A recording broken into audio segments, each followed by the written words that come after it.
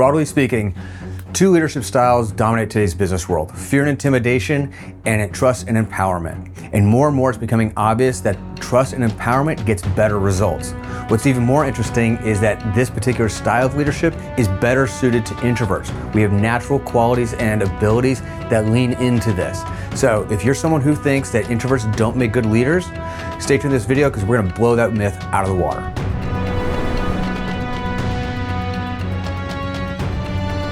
My name is Charles, and welcome to the Quiet Power video series. In this series, we're going to look at ways to empower introverts to be effective leaders in business and in life. Today, I'm going to look at the difference between fear-driven and respect-driven leadership. We're going to look at why respect-driven leadership gets better results and how introverts can leverage their natural tendencies and abilities to excel in this style of leadership. Do introverts make good leaders? Let me give you something to think about. Studies show that there's no difference in quality of outcome between introverted leaders and extroverted leaders.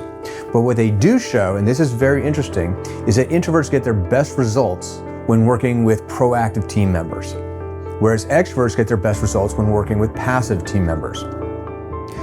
They also find that extroverts tend to be more focused on status. They tend to emphasize their ideas and push their team to implement their ideas. Introverts tend to be more results-oriented, so they consult with their team, they take input, and they look for the best solution as opposed to their solution. I think we can agree that most businesses want proactive employees. Employees that are going to find solutions, solve problems on their own, take the initiative, be creative, find cost-effective and efficient solutions to whatever the goal they're trying to achieve.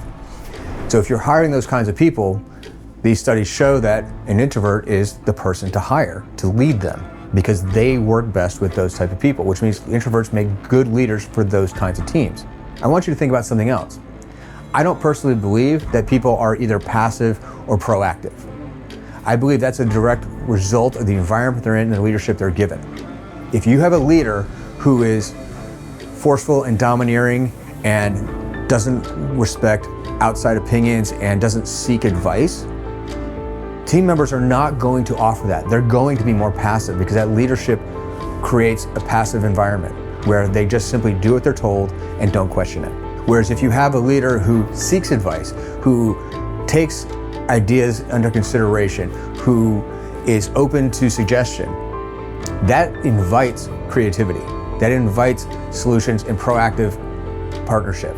So my theory, something for you to consider, is that introverts as leaders may actually foster more proactive mindsets amongst employees and team members. Now, if you're finding this video useful so far and you want to dive deeper into developing your own personal leadership style and becoming the best version of yourself, there's a link you can click down below to book a free one-on-one consultation with me to see if coaching is a good fit for you. Now let's get back to it. To understand the difference between these two styles, let's first look at fear-driven leadership. If you've ever been in a situation where a manager threatens your job, threatens your income, threatens your promotion or demotion or privileges or any of that in order to get you to do something, that is fear-based management. The hallmarks of this style of leadership are intimidation, micromanagement, and control. This leads to a lack of trust and loyalty. While this type of leadership may get short-term results, in the long run, it leads to a lack of trust and loyalty, lower team morale, lower productivity, higher turnover rates, increased stress and conflict in the workplace, and it takes more effort for you as a leader to motivate your team and continue to get less results. Higher turnover rates increases your cost of recruiting and training. A really good example of the modern failure of fear-driven leadership is Elon Musk's recent acquisition of Twitter. As a result, the stock value plummeted, revenue declined dramatically, and the platform is still facing problems today because it is having trouble recruiting enough qualified people to solve those problems. It may have worked in the past, but in today's modern economy, it doesn't work anymore. People have other options and they will leave. As an introvert, you may have felt pressure to use this fear-driven style of leadership, but it felt inauthentic, it doesn't work, it doesn't leverage your own strengths, and ultimately, it isn't what people want in today's workforce. If you're finding this video useful, please click the subscribe and turn on notifications so you'll know when the next video drops. This series is going to have a lot of great information for introverts. Now let's look at respect-driven leadership. The foundation of this style of leadership is trust, empathy, and collaboration. This style of leadership leads to greater employee motivation, engagement, and commitment, lower turnover rates, greater employee loyalty, higher morale, less stress in the workplace. You are on a team because you have value, you have something of use to the business, to the company, to the team, and whatever they're trying to accomplish. And it utilizes you in order to accomplish that. And it trusts you to do that. It empowers you to do that. That is respect-based. When you come to your boss, your leader, and say, hey, I've got an idea of how to do this better, and they listen to you. They listen to you and you feel like they heard you and they considered your idea at least. That is respect-based management. It increases employee engagement, it increases morale, it increases creativity. It helps teams find better solutions because very often the best solution isn't the one that you originally envisioned, it's one you come up with along the way. Employees and team members who are engaged in what they're doing give it their all. They try and come up with creative solutions. They look for ways to solve problems. They work together. That is what every company wants. That is what every team wants, to effectively find a solution to whatever it is they're trying to accomplish. Fear-based management is very often driven by ego and status seeking and insecurity. Somebody who needs to feel important, wants to feel like they are the one in charge. Whereas respect-based management is driven by getting the results, the outcome that's needed, and finding the best solution to do that. A respect-driven leadership style helps any team develop greater clarity on both the outcome they want to achieve and the best way to achieve it. Leaning into this style of leadership allows introverts to lead with authenticity, which allows their team to build greater confidence and achieve better results. If you're an introvert already in a leadership position, let me know in the comments what leadership style you use and what you find most effective. As an introverted leader, I offer you this mantra to live by. Warmth builds trust, trust leads to respect, and respect leads to engagement and compliance. As a leader, compliance is ultimately your goal, but when your team is engaged because they trust and respect you, they bring their A game to everything they do. What's more is introverts are naturally well suited for this style of leadership because it leverages our natural abilities of listening and empathy, which we excel at. Elon Musk and Twitter are a great example of fear-driven leadership and why it doesn't work. What's a really good example of respect-driven leadership that you can point to? Leave a comment below and let me know what you think.